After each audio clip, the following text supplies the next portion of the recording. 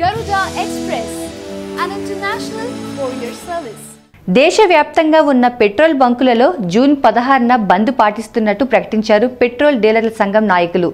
Petrol, diesel ధరలలో రోజువారీగా ధరలు సవరించాలన్న కేంద్ర ప్రభుత్వ నిర్ణయాన్ని వ్యతిరేకిస్తూ పెట్రోల్ బంకుల యజమానులు ఆందోళనకు సిద్ధమవుతున్నారు. జూన్ 16 నుంచి ప్రభుత్వ ఆయిల్ కంపెనీల నుంచి పెట్రోల్, డీజిల్ కొనకూడదని నిర్ణయించారు. ప్రభుత్వ నిర్ణయానికి వ్యతిరేకిస్తూ ఈ నిర్ణయం తీసుకున్నారు పెట్రోల్ బంకుల యాజమాన్య సంఘాలు.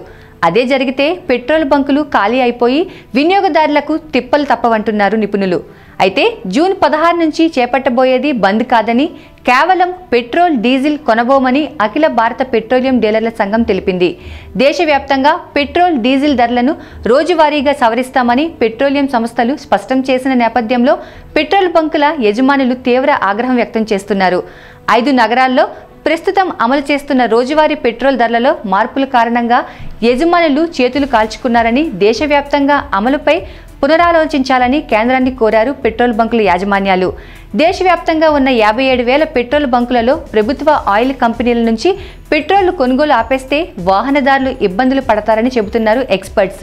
ఈ బంకులలో మే 1 నుంచి పుదుచ్చేరి, చండీగఢ్, జంషెడ్పూర్, ఉదయపూర్, విశాఖపట్నంలో రోజువారీ పెట్రోల్ ధరలలో మార్పును అమలు చేస్తున్నారు. ఎస్ఆర్, రిలయన్స్ ఇండస్ట్రీస్ వంటి ప్రైవేట్ సంస్థలు కూడా ఈ విధానాన్ని అనుసరించాయి. ఈ నిర్ణయం వల్ల బంకుల యాజమాన్యాలు నష్టం పొందుతున్నారని తెలియజేశారు అఖిల భారత పెట్రోలియం డీలర్ల సంఘం సభ్యులు.